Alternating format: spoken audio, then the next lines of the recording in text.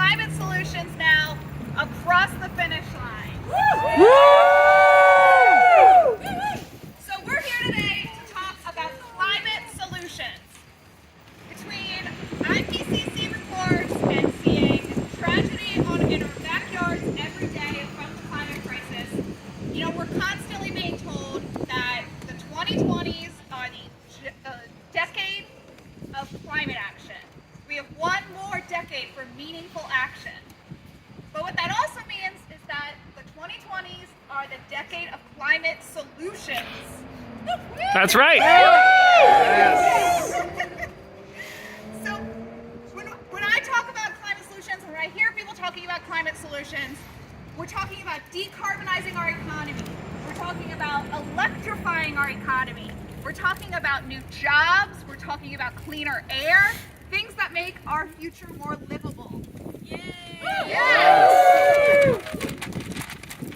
So we have about 3 speakers here today to talk about how they're working for climate action and climate solutions. We're here to talk about what that looks like, what we want our future to look like. We're cheering on our senators as they head to the floor and vote for climate solutions now. Woo! Leadership. Yes. Yes. We're cheering for climate leaders to bring us into the next, the new wave of climate action and everything that we need to have a livable future.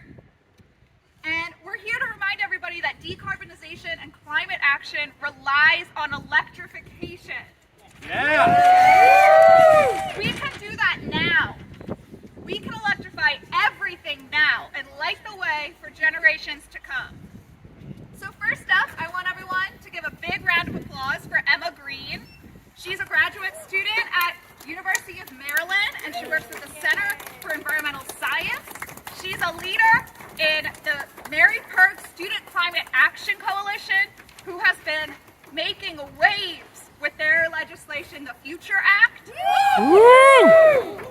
Working with them has been one of my favorite parts of this legislative session, and I'm so excited to see how they lead the next big movement, which is decarbonizing our buildings and moving us to electric buildings. All right. Yeah. Alright guys, hello! My name is Emma Green, and as Victoria mentioned, I'm a master's student at the University of Maryland Center for Environmental Science. And we're here today to talk about the IPCC 6th assessment. This clearly shows that we do not have time to wait. Climate change is already here. The temperature is warming, precipitation is increasing, sea level is rising, and extreme weather events are occurring more frequently. As Victoria mentioned also, I'm here today on behalf of about 200 students in the Mary Perg Student Climate Action Coalition, or MSCAC, who are begging you to take this report to heart. We are from all across the state, and we spend our time advocating for climate action to save our future. We saw minimal action from our universities, so we came together to demand that our universities act. We wrote a bill, developed a grassroots coalition, and spent hours and hours advocating for change through the Future Act. We are focused where we have the most agency, our schools. But as representatives of the state of Maryland, you all have much broader agency. You have the opportunity to exercise that agency through Climate Solutions Now. This bill, in its full form, would show the country and the world that Maryland is the leader of the electric future. As I mentioned earlier, I'm a master's student studying environmental science. I graduated from St. Mary's College of Maryland with a degree in biology and environmental studies because I wanted to contribute to the body of knowledge on climate change. However, as I read through the literature for my thesis and the IPCC reports, it is clear that scientists have already done their part. I study the organisms that live at the bottom of the ocean in the Pacific Arctic and how they're impacted by climate change. Reading the scientific literature on the Arctic is terrifying. Here are a few of the many warning signs I've come across. The Arctic is warming at more than twice the rate of the rest of the globe. Greenland's ice sheet saw rainfall for the first time ever in August of 2020. And we're losing about 13% of Arctic sea ice per decade. I've seen these changes firsthand. Last summer I went on a research trip to Alaska and my lab visited the Exit Glacier while we were in Seward. On the drive over, my advisor, who's been working in the Arctic since the 80s, told me how you can go up and touch the glacier and walk on it. It's only a short walk, he said. When we got there, we found that the trail had doubled in size since he had last visited in 1987. You could no longer touch the glacier because the trails hadn't been built to reach up the mountain where the glacier had retreated to. His favorite lookout point was now completely flooded. The Exit Glacier will most likely be gone if my children decide to take a trip to Alaska when they are my age. But Annapolis in our beautiful state does not have to be gone. Our children and grandchildren can still enjoy fishing and swimming in the Chesapeake Bay, in the restaurants and shops on Main Street like we do. You all can decide to make that happen.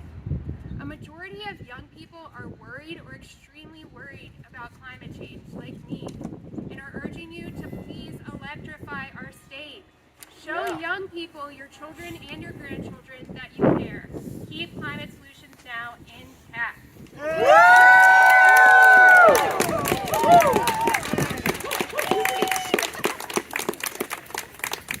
That was awesome, Emma. And I just am so excited when I hear about all the cool work that graduate students are doing and how they're applying it to everyday, real impacts that are our future. And so with that, I also want to hand it over to Ruth Ann Norton. She's over there, right? So one of the big pieces of Climate Solutions Now bill is about building electrification and creating communities that rely on electricity instead of fossil fuels.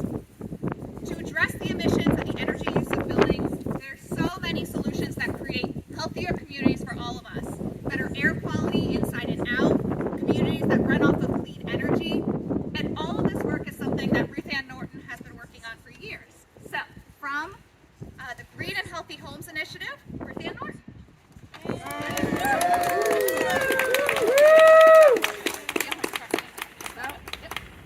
This is like super fun just to have one of these, right? Who wouldn't want one of these at home? I'm Ruth Ann Norton. I'm the president and CEO of the Green and Healthy Homes Initiative. And for 29 years, we have been working to change the moral compass of housing condition in our lowest income communities across the state. Not only to address issues of the toxic legacy of lead, but to look at the issues that cause asthma, poor indoor air quality, poor weatherization, and houses that have extended their life value. And in our disinvestment and disenfranchisement of neighborhoods, we have left people on an island of extreme heat, extreme cold, and we are, there you go, sorry, and we are really undermining every child who lives in these communities, their ability to get to the classroom, healthy, ready to learn, earn, and compete for a lifetime. What the Climate Solutions Now Act gives us is the opportunity to be transformational and tangible about our commitment to racial equity, our commitment to health equity, and our ability to hire from communities for well-paying jobs, and to invest in the communities that we have left behind and make them the leaders as we move to improve our climate and the future for every child, and to ensure that we are able to create intergenerational wealth transfer by the efforts that are in the Climate Solutions Now bill for residential housing. This is a bill that's time has come, whose urgency is now, and we must pass now. Thank you.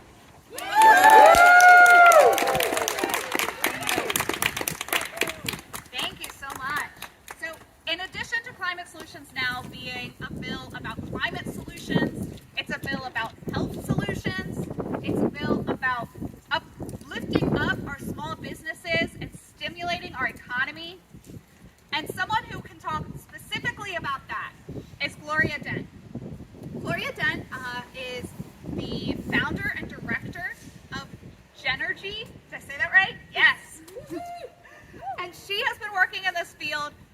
number of different capacities. And I'm so pleased to have her up here with us because she's also a veteran, correct? So come on over here, Gloria.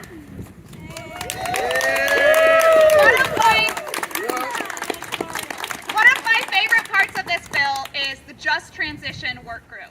And one of the things that this does is not only help us put our fossil fuel workers to work in clean energy, but it helps us prioritize those jobs in communities that we cannot leave behind, like veterans. And so I'm so pleased to introduce Gloria Dent. Woohoo! Thank you very much. So I probably don't need this because I do speak really loud. So if it gets too loud, just let me know. So one thing I want to tell you is that Genergy was well thought out. So it's not Gloria's energy, it is really Genergy, which is the energy that you need for the next generation, or they will not have a place for them to call their space.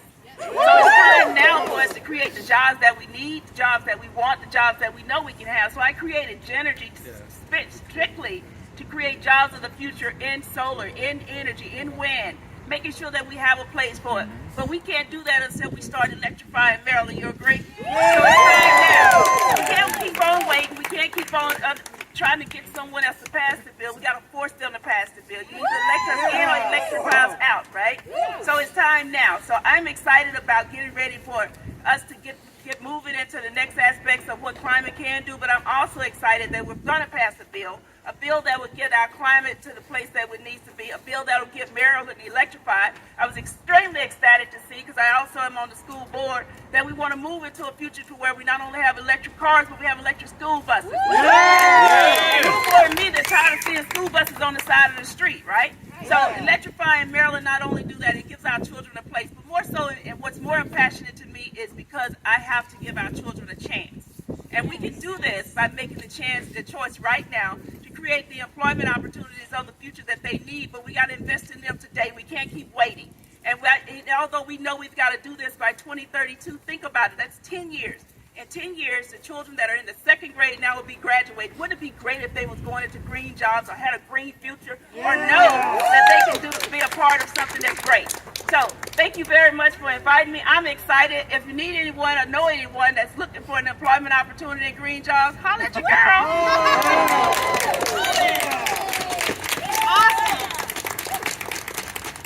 Awesome. Really great. Thank you so much for being here today. I know that we have some senators in that building over there that are about to walk to that building over there to vote on climate solutions now. We've been seeing a couple of them trickle by and get ready to go over to the House or the chambers. And I want to make sure that the ones that are in that building over there can hear us. So we're going to do a couple of chants. When I say, what do we want? You say climate solutions. When I say, when do we want it? You say, now. What do we want? Climate solutions! When do we want it? Now! What do we want? Climate solutions! When do we want it? Now! What do we want? Climate solutions! When do we want it? Now! What do we want? Climate solutions! When do we want it? Now! What do we want? Climate solutions! When do we want it? Now! What do we want? Climate solutions! When do we want it? Now! Awesome!